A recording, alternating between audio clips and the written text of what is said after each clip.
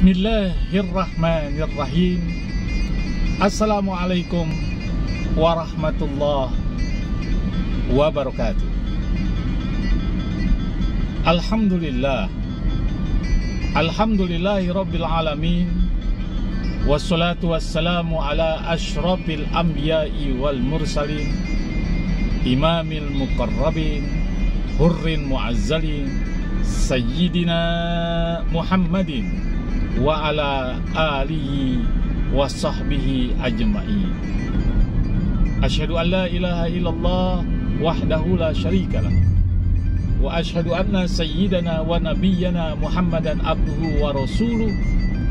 Allahumma salli wa sallim wa barik ala sayyidina Muhammadin al-Fatih lima ukhlika wal khatim lima sabaqa nasiril haqqi bil haqqi wal hadi ila syiratikal mustaqim wa ala ali haqqa qadrihi wa miqdarihil azim. Sahabat Buya Helmi dimanapun berada, puji syukur mari kita haturkan kepada ilahi Rabbi Allah subhanahu wa ta'ala, Zat yang telah memberikan kita kenikmatan, sehingga dengan kenikmatan itu kita dapat melakukan suatu aktivitas kita sehari-hari, seraya kita bermohon, bermunajat, mengharap keberkahan, keredaan, perlindungan dari Allah subhanahu wa ta'ala dalam menjalankan aktivitas kita sehari-hari tersebut. Amin ya rabbal alamin. Sahabat Buya Helmi dimanapun berada, Al-Quran adalah pedoman yang harus dipegang dengan teguh oleh umat Islam, wabil khusus umat yang mengaku beriman kepada Allah subhanahu wa ta'ala.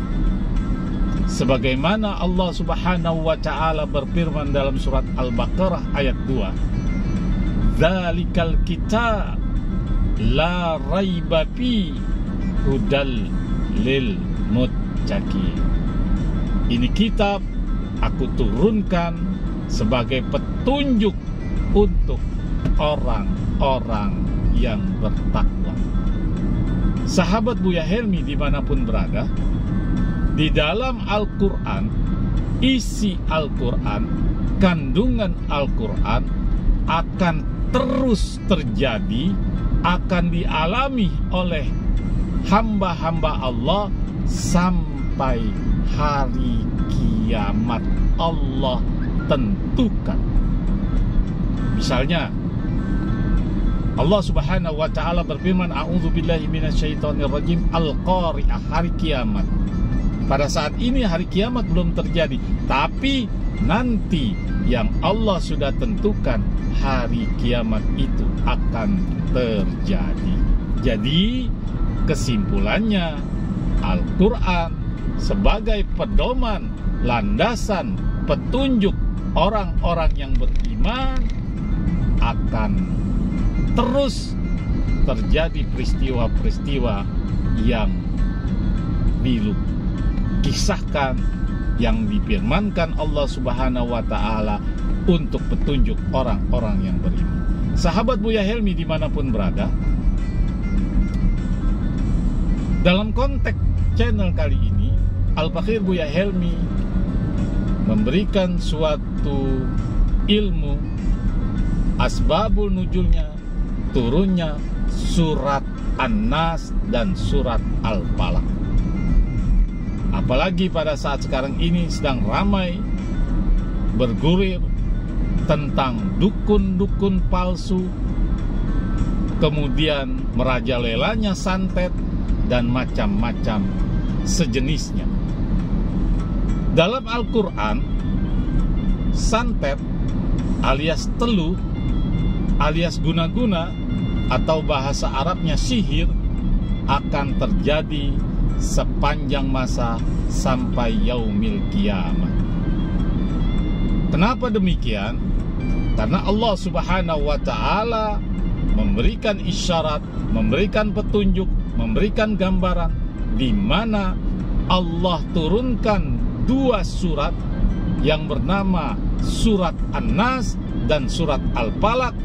Dalam ilmu tafsiran namanya a'uzataini, dua perlindungan, yaitu asbabul nuzulnya gara-gara Rasulullah kena sihir atau kena santet atau kena teluh atau kena guna-guna oleh seorang kaum kafir dari bangsa Yahudi.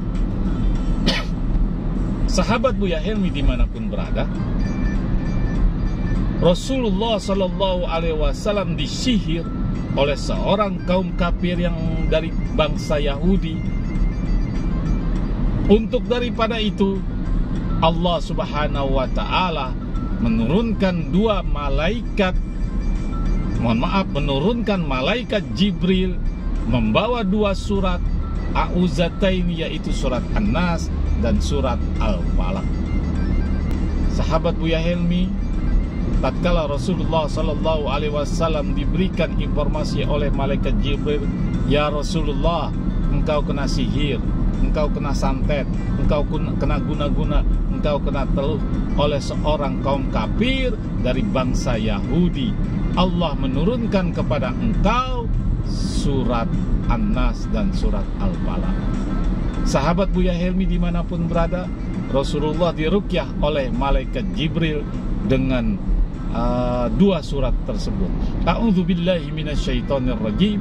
Bismillahirrahmanirrahim.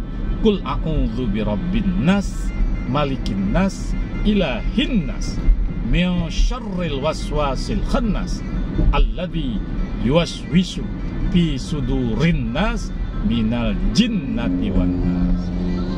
Surat Al-Falaq, Qul a'udzu birabbil falaq min syarri ma khalaq, ilal akhiril ayat.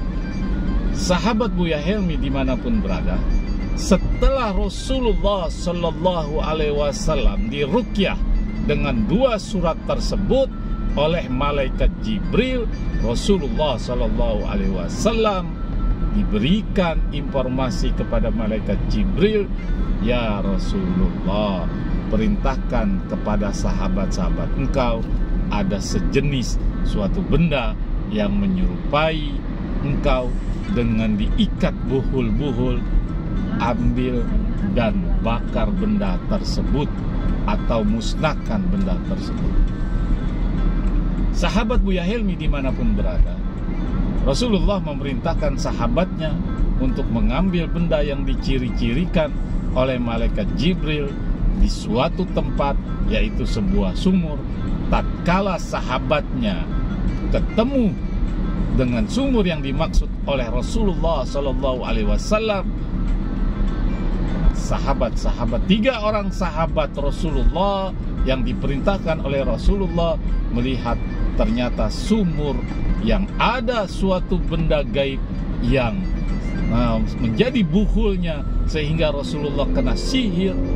Ternyata airnya berwarna merah alias berwarna seperti darah. Sahabat Buya Helmi dimanapun berada, dikurasnya itu air yang berwarna merah seperti darah. Kemudian dilihatlah ada tulisan Muhammad diikat dengan 11 simpul.